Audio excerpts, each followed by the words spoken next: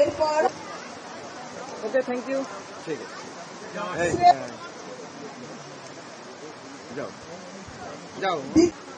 মাহফিন আহসান আসমানি এর মাধ্যমে আমাদের নগদ নিয়ে এলো হার না মানা হার অফার।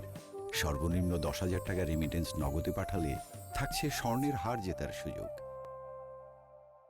আমরা 91 সালের একটি নির্বাচিত সরকারকে 3 বছরের মাথায় যারা অস্থিতিশীল করেছিলেন তাদের মধ্যে এরাও ছিলেন অন্যতম অনুভব। তারা গড়েন না, তারা ভাঙেন। কিন্তু আমাদের সজাগ থাকতে হবে এবং আমরা কোন মত সৃষ্টি কিংবা অন্যায় আবদারের কাছে মাথা নত না করি। আমরা একটি ক্রাইসিস চলছে, বিশ্বব্যাপী যে ক্রাইসিস, যে সংকট, সেই সংকট আমাদের দেশেও হবে। বিশ্বযুদ্ধের ফলে যে মন্দা হতে পারে না, দুর্ভিক্ষ হতে পারে তা নয়। অর্থনীতি কোন দিকে আমরা যাই না, আমাদের সকলে মিলে মোকাবেলা করতে হবে। আমরা দেখেছি অমর্ত্য সেনের লেখায় যে 74 সালে দুর্ভিক্ষে আমাদের দেশে খাদ্যের অভাব ছিল না, বন্টন ব্যবস্থার দুর্বলতা আমাদেরকে ওই দুঃখজনক পরিস্থিতি। আমরা যদি সকলে চেষ্টা করি নিশ্চয়ই আমরা করতে পারবো।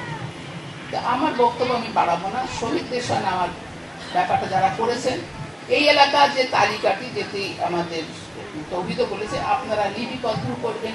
আপনার এই আজকের যে অনুষ্ঠান, এটা একটা পত্রিকা হোক, পত্রিকা একটা প্রকাশিত হোক, যার যার এলাকায়। আর সরকার সব করে দেবে, সরকার করে না, আমাদের করতে হবে। আমাদের নিজেদের দায়বদ্ধতা থেকে যার যার এলাকায় আমাদের যারা স্বজন যারা হারিয়ে গেছে তাদের কথা আমাদেরই তুলে ধরতে হবে। আজকে যদি দেবতা কিংবা এই পরিবার এখানে সবাই মিলে আয়োজন না করতে, এটা হতো না, অনেক কথা হারিয়ে যেত। তেমনি এই দায়িত্ব আমাদেরকেও নিতে হবে, কারণ আমরা তো সেই গৌরবের উত্তরাধিকার বহন করি। সেই যে সোনালী ধান আপনারা নিয়েছেন, ধানের সুঘ্রাণ আমরা পাই, কিন্তু আমরা তার অংশীদার নই। আমাদের দায়িত্ব বর্তমানে দেশ যা আমাদের পূর্বসূরা দিয়ে গেছেন, রেখে গেছেন, সেই দেশকে সকলের জন্য বসবাসযোগ্য করে তোলা, সকলে মিলে করে তোলা।